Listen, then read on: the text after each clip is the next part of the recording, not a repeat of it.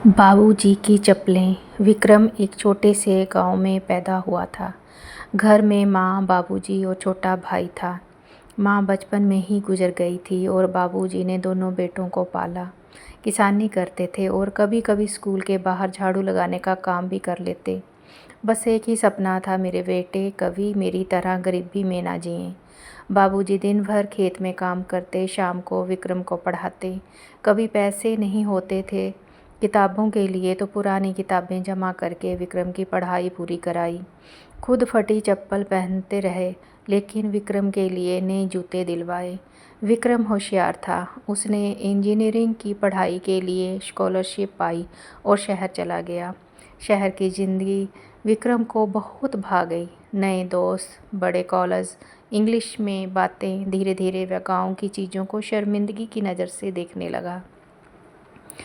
बाबूजी का कॉल आता तो बोलता, हाँ हाँ बाबूजी, सब ठीक है, लेकिन आप कॉल कम किया करो, जहाँ नेटवर्क नहीं आता। बाबूजी ने कभी शिकायत नहीं की।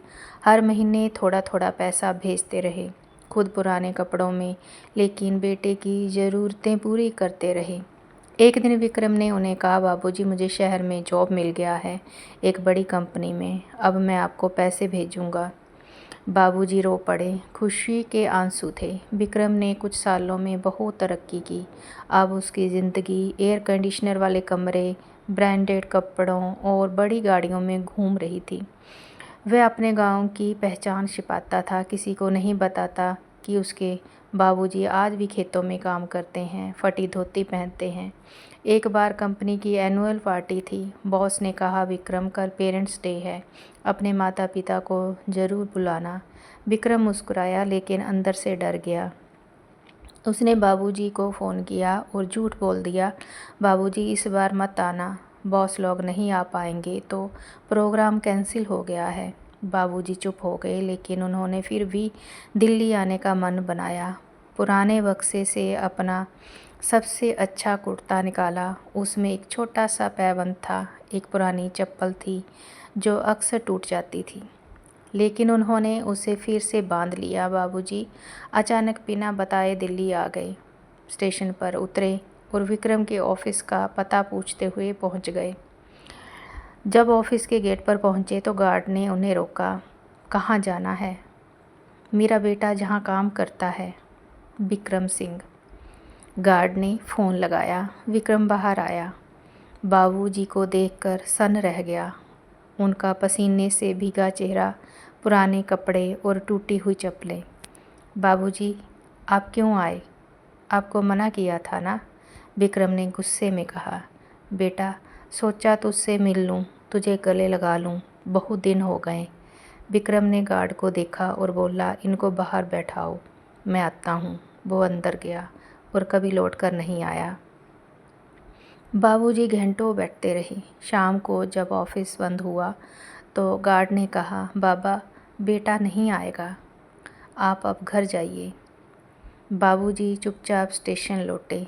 अगले दिन की लोकल ट्रेन पकड़ी, लेकिन इस बार आंखों में आंसू नहीं थे, बस एक खालीपन था। 2 साल बीत गए। एक दिन विक्रम को गांव से फ़ोन आया, बाबूजी नहीं रहे। वो सब कुछ छोड़कर गांव पहुंचा।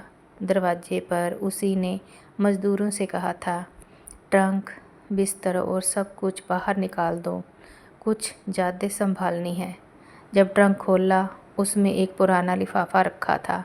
बाबूजी की लिखावट में, बेटा विक्रम, माफ़ कर देना अगर कभी बोझ लग गया हूँ। तेरी खुशी में ही मेरी ज़िंदगी थी। जब तुम बड़ा आदमी बना, मुझे तुझ पर गर्व हुआ। तेरी तरक्की में ही मैंने अपने सपने पूरे किए।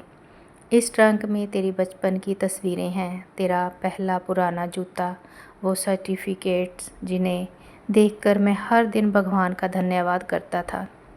और हाँ, मेरी वो टूटी चप्पल भी है जो मैंने तुझे पढ़ाने के लिए हज़ारों किलोमीटर चलकर पहनी थी।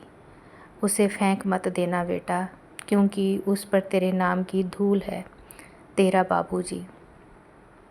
विक्रम ने चप्पलें अपने सिर से लगाई और पहली बार उस आदमी को समझा जिसे वह जीवन भर पिछड़ा समझता रहा था।